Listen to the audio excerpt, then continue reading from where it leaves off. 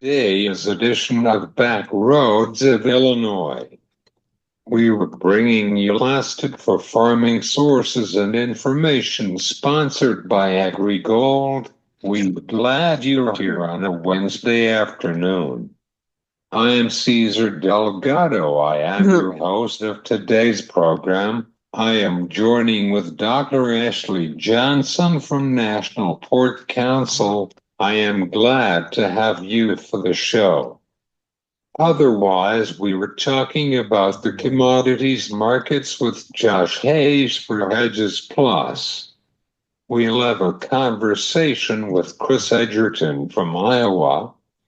Chris was former president, National Corn Growers Association. Now he's the chairman of Ncga. I will talk to Dr. Johnson about the diet guidelines for the pork industry for right now with the United Nations and for schools. We were talking about the commodities markets with Josh Hayes for Hedges, plus on the tariffs for farmers. I will be talk about the trade deficit and the farm bill for this year with Chris Edgerton from Ncga. Tomorrow we'll be having our podcast with Mike Miner from Professional Agri Marketing and Mark Gold from Top Third Marketing Division of StoneX Financial. Also Tyler Shaw and Matt Bennett from agmarkets.net on the Markets Club podcast. Otherwise, this is your rural news sponsored by AgriGold. China will hit back to the U.S. farmers with their tariffs for the beans and corn. Might have been some concerns about the prices for the grains markets. Next Tuesday will be the World Supply and Demand Report from USDA. The World Supply and Demand Report will be unchanged for Tuesday's report. Finally, Brooke Rollins was the Commodities Classic in Denver, Colorado. The Secretary of Agriculture was celebrated for Women's History Month at the Commodity Classic. This been your rural news for this afternoon.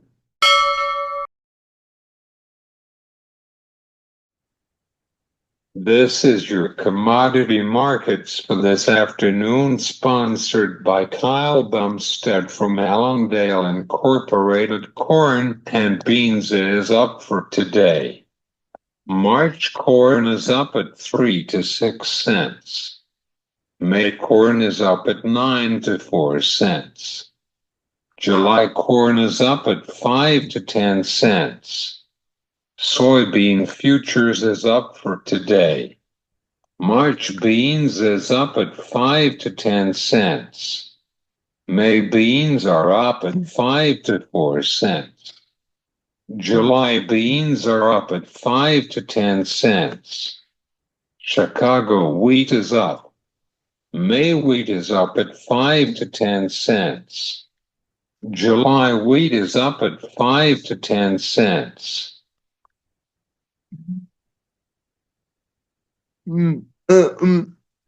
Let's see what happens to the livestock markets for today.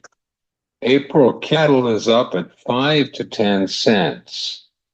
June cattle is up at 5 to 10 cents. May feeder cattle is up at 5 to 4 cents. July feeder cattle is up at 5 to 10 cents. Lean hogs is up for today. April hogs is up at 5 to 10 cents. June hogs is up at 5 to 10 cents. This is your commodities markets for this afternoon.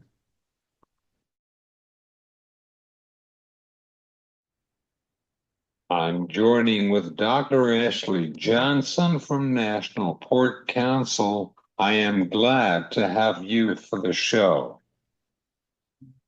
Yes, thank you, Cesar, for having me today. Dr. Johnson, could you tell us about your work on the diet guidelines for the pork industry? Yes, be glad to.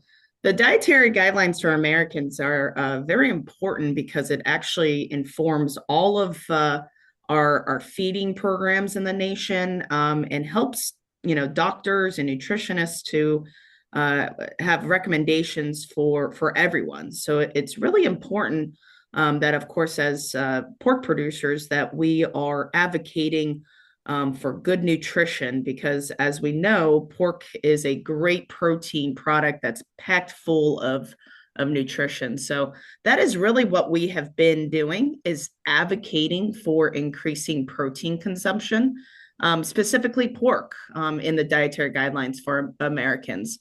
But what we've seen recently is unfortunately the scientific report from the dietary guidelines for Americans are actually recommending in the opposite direction. They're recommending reduction of red meat such as pork, and instead replacing it with plant-based proteins. And this could have some very negative effects when it comes to the nutrition of Americans. So we've been working pretty hard to advocate for the need for animal-based proteins such as pork.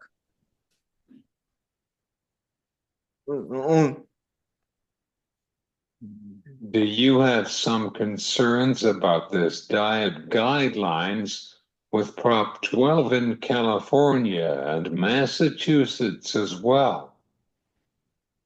Yeah, so I think everything can interplay, together. And although we don't typically think of something like a Prop 12 having that effect, but as we've seen, the prices increase due to legislation such as Prop 12 on products such as on pork.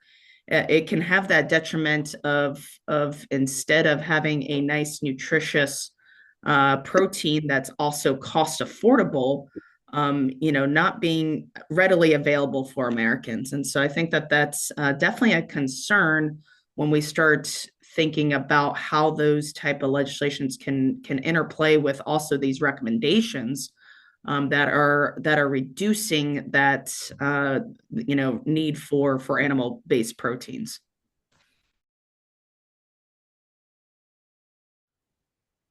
What is your thoughts on school lunches to the farm to table? Yeah, the national school lunch and the breakfast programs are really critical in feeding our school children nutritious and well balanced meals. These are federal based programs that reach millions of children a year, and they provide meals that students receive at school. And the research actually shows that sometimes these meals at school are the only meals that these children may receive throughout the day. And so it is critical to have a very nutritious meal for these school children. And a great way to do that is actually having nutritious foods such as nutrient dense protein to help our school children grow and learn and thrive. These school lunches and breakfasts, it's a great way to introduce children to pork and how versatile it can be. And it's great for not only filling them up throughout the day, but to also kind of help their brain power. Protein is a great way to do that. And so these school lunches and breakfasts, I think, are something that we have to absolutely pay attention to and make sure that we're advocating what's best for our children. What do you recommend for the pork in the school districts in the country? Yeah, I really recommend the school districts that make these decisions on what they are procuring, to take a look at, a lot of pork obviously is locally grown, right? You're in Illinois, and there's quite a bit of pork around there, and it's very important to the community. both economically and as a staple within those communities. And so I think it's a great recommendation for those that are making those decisions to think about not only what is great nutritiously, but what's also great for the community. You're actually supporting your local farmers by buying, pork and pork products. So I think it's just something that we need to make sure that we are recommending and to help advocate for those decisions to be made in those school lunches and breakfast programs.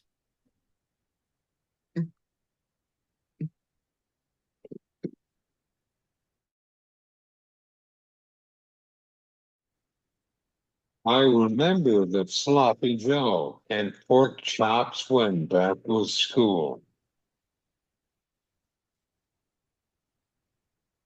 Yeah, hopefully those were good for you to enjoy, that's for sure. Do you have any final thoughts on the diet guidelines for right now? Yeah, I think some final thoughts is I mentioned earlier a little bit about the affordability. I think the cost of groceries is still, on the forefront of a lot of the minds of the American consumer.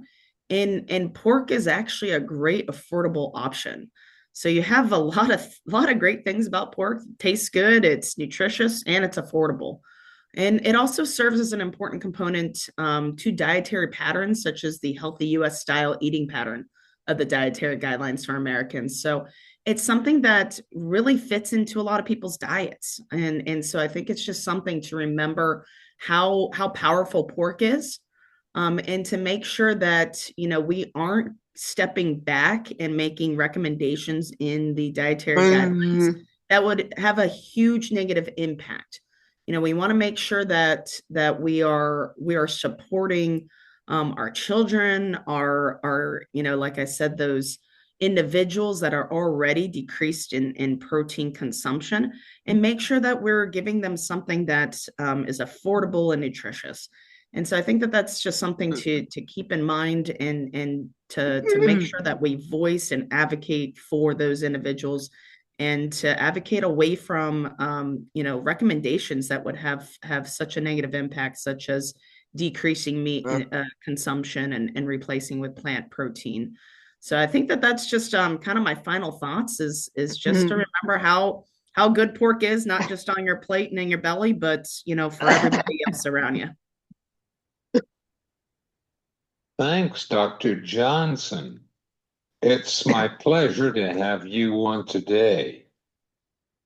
Yes, thank you. It's wonderful talking with you, and thank you for getting the word out on such an important subject, such as the dietary guidelines for Americans. This is Dr. Johnson from National Pork Council.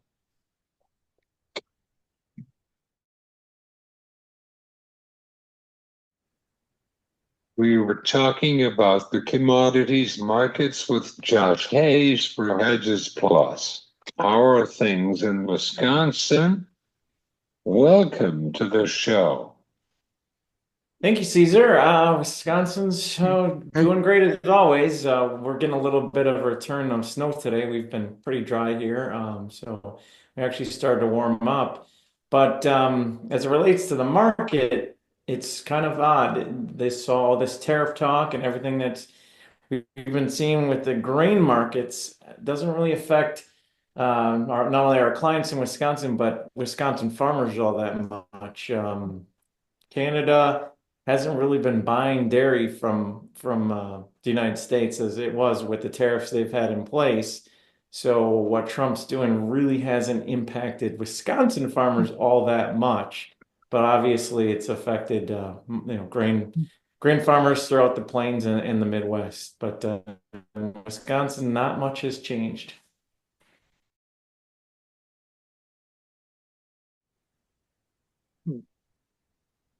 Don't tell me you're Green Bay. What is the dairy markets? I am a Green Bay Packers fan, absolutely. I was born and raised in Wisconsin. But as far as the dairy markets go, like I said, not much changed given the fact that Canada wasn't a big buyer of ours to begin with. That's frustrated with Wisconsin farmers here. But because Hedge Plus focuses so much on corn, soybeans, wheat, and livestock, we don't really follow the dairy commodities at all. Of course. Let's discuss about the grains markets for today.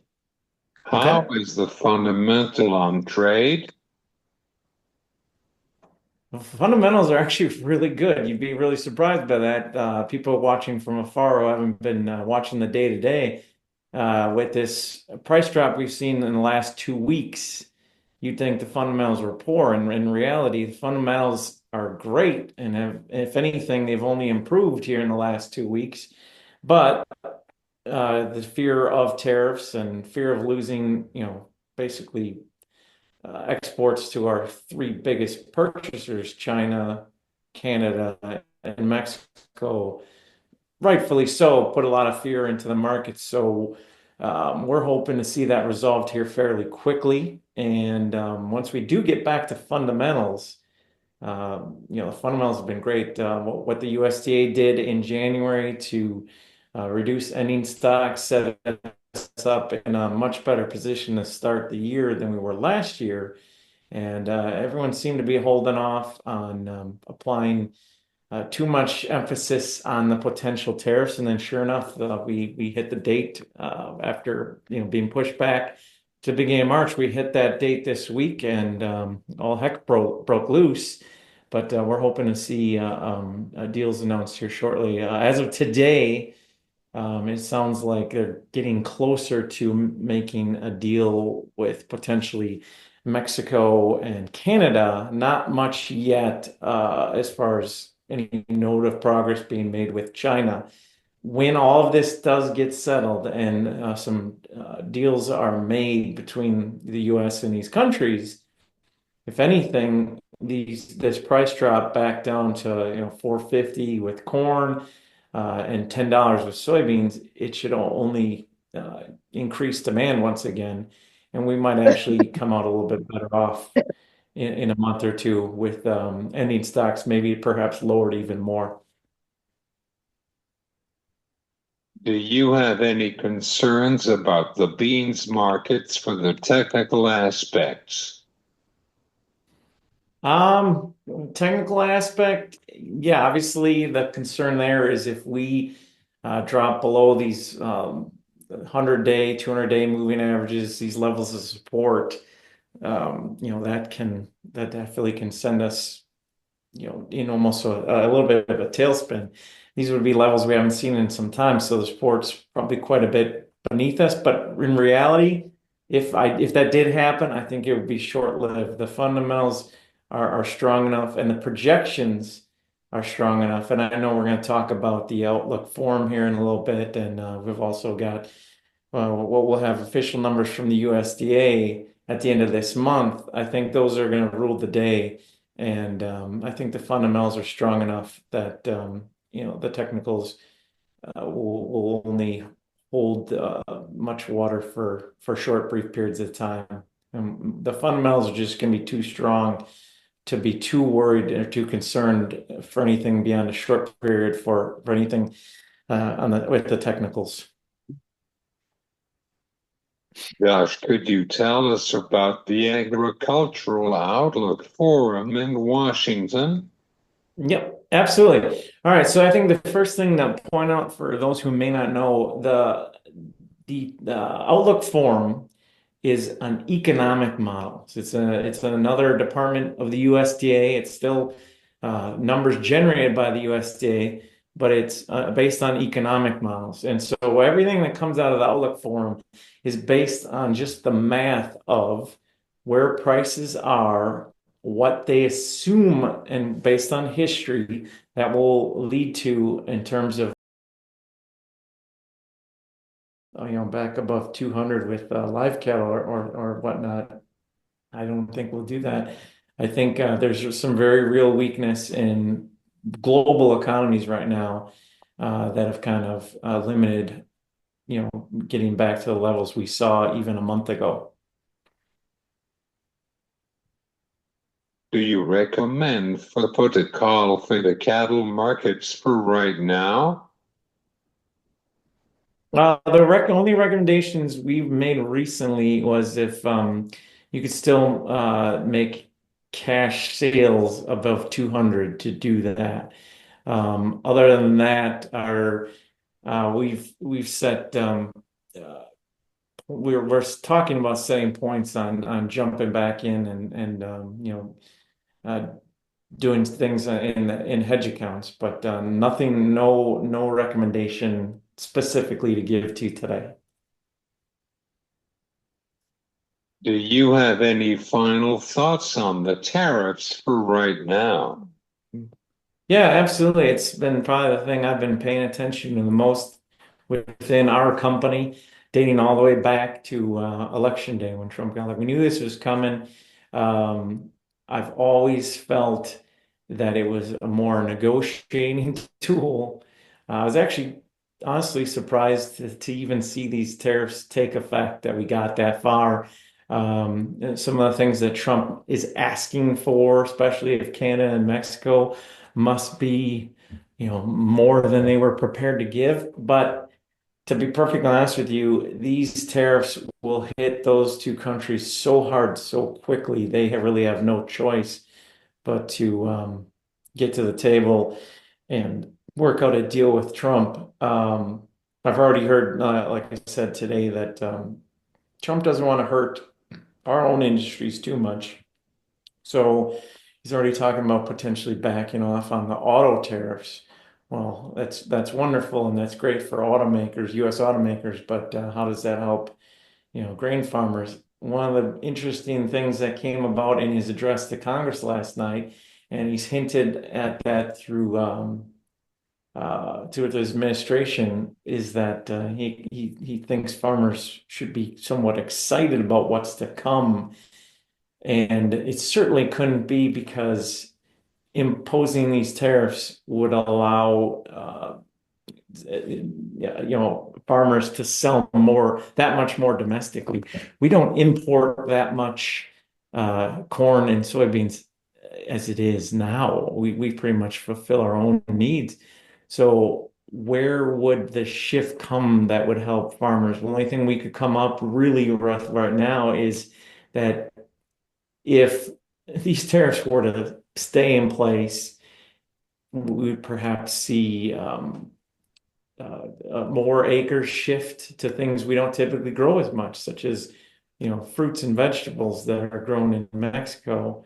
It might become attractive with tariffs on Mexican produce and fruit to start planting some of these things in the United States. It becomes suddenly profitable, and then maybe you see some of those acres maybe down south to shift that way, and then suddenly, we're not producing as much corn and beans, and then we aren't so reliant on exporting it. That's one way, but honestly, I really do feel like there's something more up Trump's sleeve that he hasn't unveiled yet. But ultimately, big picture wise, I don't think these tariffs will last that very long. I think deals will be struck, and I definitely still think a deal will be struck with China, and I do think it will even include a deal that has China buying soybeans from us. Even bigger picture in that, it's going to work itself out.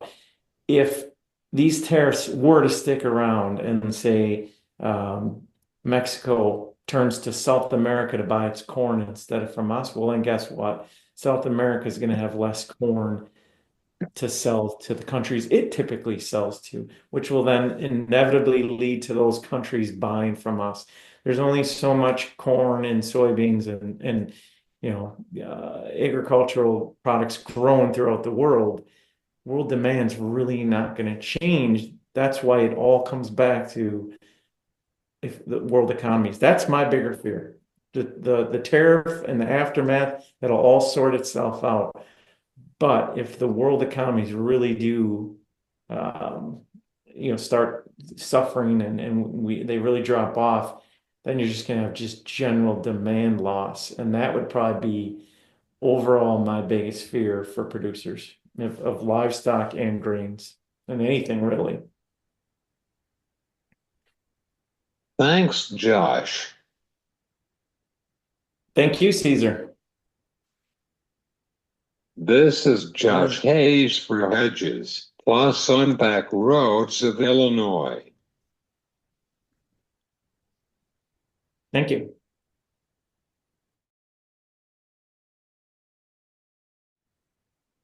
We'll have a conversation with Chris Edgerton from Iowa. Chris was former president, National Corn Growers Association. Now he's a former chairman of the Ncga. How are you? Welcome to the show. Well, thank you for having me. And other than the weather outside where the wind's blowing a little hard and we had some snow, I'm doing really well. Let's discuss about your organization as the chairman. Could you tell us about that? Certainly. The National Corn Growers Association are a farmer-led organization with 37,000 members spread across 26 states that have associations. We actually have members outside of that. But we work really hard on part of our organization on research and promotion and education of the consumer and work on new products. But we also have an advocacy arm that works very strongly on legislative policy issues, both at the state and the national level, along with our fellow corn grower state associations. We touch on anything from transportation to farm bill to liquid fuels to new product development and research to exports and trade policy.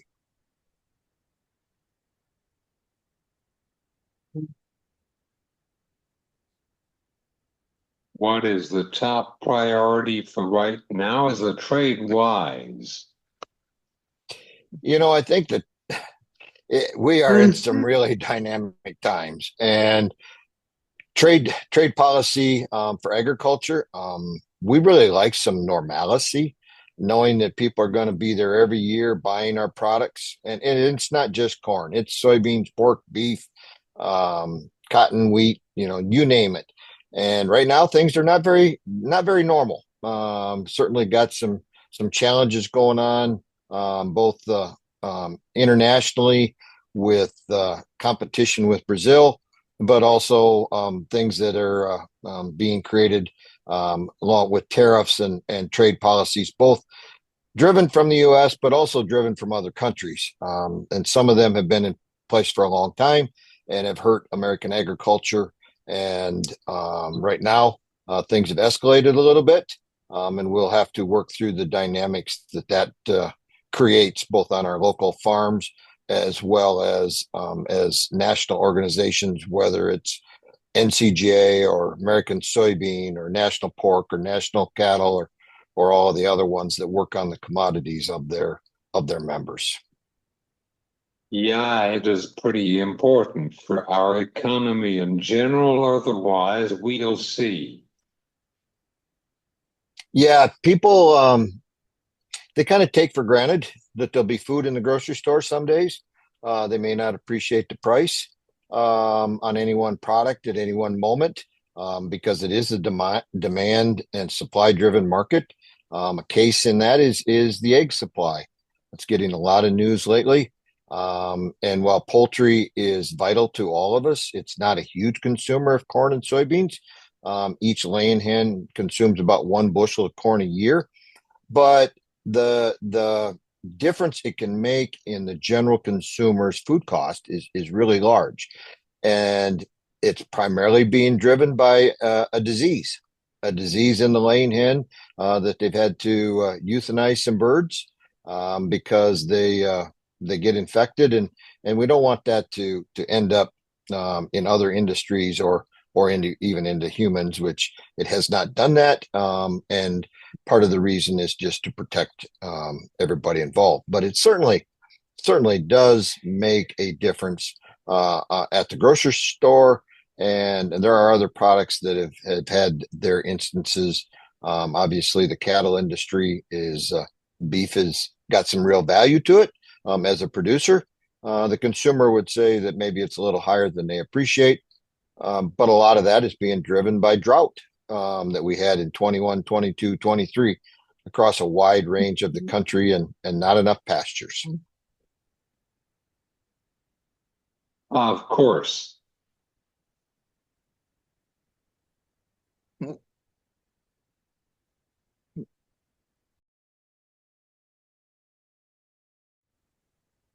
What is your thoughts with today's commodities markets? That's a hard question for a farmer.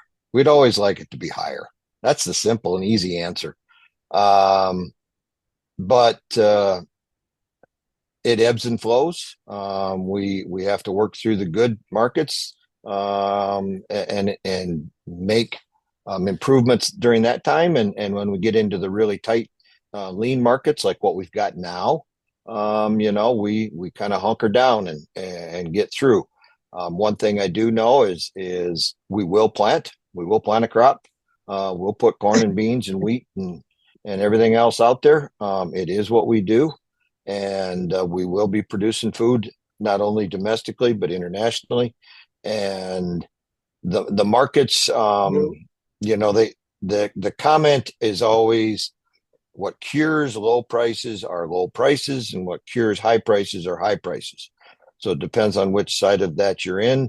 And we're in a relatively low window that we've got to work through before we can get into little better markets. Yeah. Do you have some concerns about our farm economy without the Farm Bill? Well, we have a farm bill. They just keep extending the current one. And so that is not totally ideal, but it's also not a bad thing. It's been a pretty decent farm bill in my farming career. I started in the 80s and things were very, very challenging then. And I've seen a lot of different farm bills with lots of different programs and ideas. And I testified on what we hope will be a new farm bill 3 years ago now. And yet everybody at that time, you would say, well, it's not a totally bad program. And so we just need to maybe make some tweaks. And some of those tweaks are simply because of the cost of inflation. One of the things inside the Farm Bill is funding for foreign export programs through MAP and FMD. And that covers almost every commodity that's produced in the U.S. And their spending power is about half of what it was 20 years ago. And yet they're trying to market a larger supply of corn and apples and blueberries and pork and beef and ethanol and you name it. There's a couple different organizations working with that. So that's an area that we could use some additional funds because we, as American farmers, we know how to overproduce. And so we need export markets to take up some of that extra supply. For sure.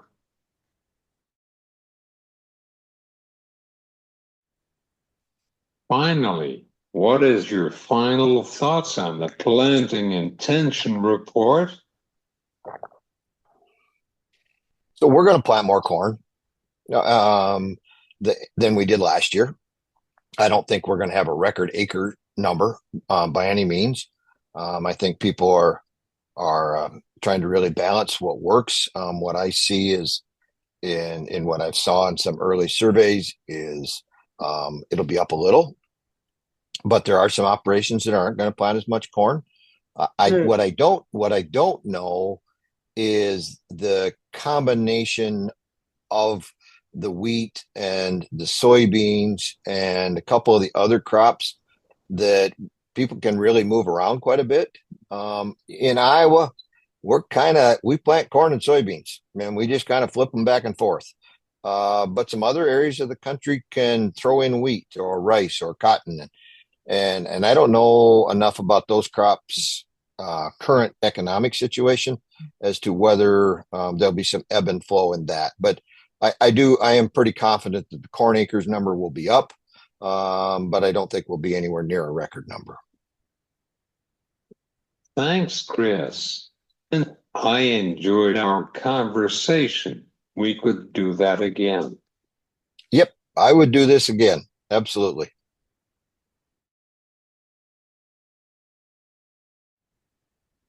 This is Chris Edgerton from Ncga.